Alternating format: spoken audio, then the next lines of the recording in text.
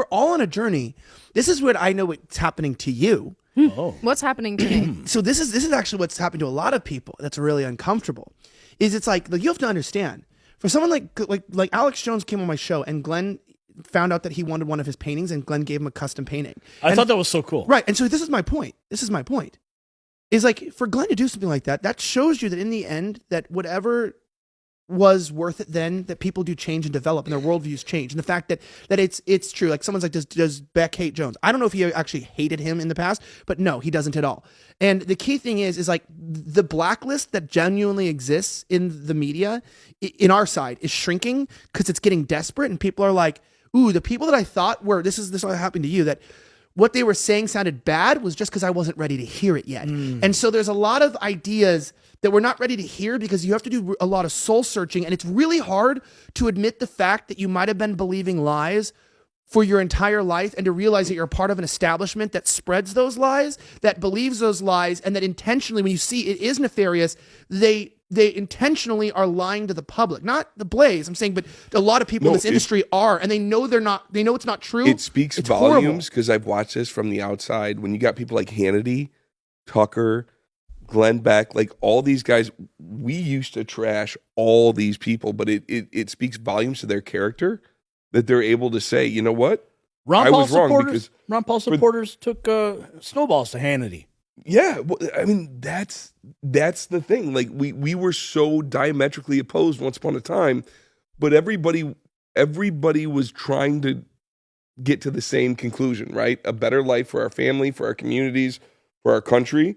We were all real patriots, but we just believed different things. Yep. We were exposed to different information. I think a watershed moment for me was when I saw G. Edward Griffin being interviewed by Glenn Beck, talking about the Federal Reserve. I thought that was such a beautiful moment. Like finally, these two sides were coming together, and truth was getting out. And I think that was when he was still on Fox, even.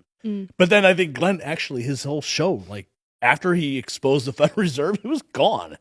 Like his show went, off the air. Yeah, I remember my mom, because my mom is a really big Beck fan, and she would be up very early in the morning to watch him on Australian TV because she loved his ideas. And then when he got pulled, she was like, "What is this?" And because she always felt that he was one of the few people who actually said what needed to be said. And I think it's interesting because I think you're right in the sense that, Elijah, sometimes as you come into contact with new ideas and you reform your own, basically, it is challenging sometimes to admit fault. And I think it speaks to, like you said, I mean, like you guys are saying, it speaks to the character, though, of these people, they've been around for a really long time. They've seen a lot of shit. And the fact that they can turn around and go, I fucked up. I think that's really remarkable. Well, when you got a whole career that's on film of being diametrically opposed to certain people and certain ideas, I actually have tremendous respect for that because that's the hardest thing you can do as a man, as a woman too, I'm sure. Like once you've committed and you've been shitty and you've been venomous, and then you really, but you thought you were right. A lot of you, I'm saying, you genuinely, because you were fed a worldview. This is what's so crazy is that when people, I'm not saying this is just what's happening to you. I'm saying it's happening to me too. Well, you're observing it happening to me. It's happening to all of us. Yes, but I'm saying it's like I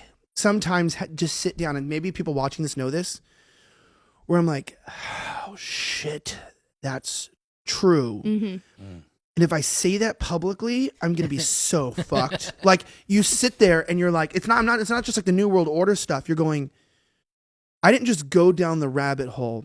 I'm on LSD in the Fox cave or whatever. Yeah, I'm part of the soil. With the rabbit hole. No, but meaning you're going, oh shit, it's so much worse than I thought, and things are so much deeper, and everything's such an illusion. It's not conspiratorial, like, oh, like this. No, it's like, whoa, the entire nation state system is fake. All the information about the world wars and recent wars, Cold War, everything's false. You look at the entire history of the nation and you look at the way things were written, you're going, oh shit,